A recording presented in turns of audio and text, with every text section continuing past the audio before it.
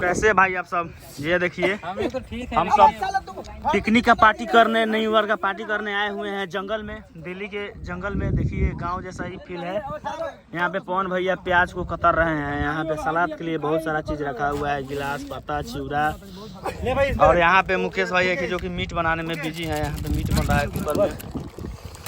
भैया अपने हाथों से बना रहे हैं, चला रहे हैं। मजाक मत कीजिए, हम भी बनाए हैं। टेम्पू लेके आए हैं भाई हम सब। इसमें डीजे उजे लाद के देख लीजिए। डीजे बजने वाला नहीं, यहाँ पर लाइन में जुड़ेंगे, ठीक ना? तो मुन्ना सजानवा कैसा लग रहा है आज के पार्टी? अरे लगा तो ठीक रहा, लेकिन यार ये नहीं ठीक लग रहे हैं। देखिए खाने में देखिए भाई आप लोग मेरा भी शक्ल देख लीजिए। आप लोग नहीं देख रहे हैं। शकल आज मैं देखिए नहीं है। नहा कौन नहीं नहाता है भाई पिकनिक में यार? सब कोई नहाता है। झूठ बोलने से और सब देखिए। ठीक है भाई, आगे दिखाऊंगा। हम लोग खाएंगे होंगे, पार्टी करेंगे तो दिखाएंगे। ठीक।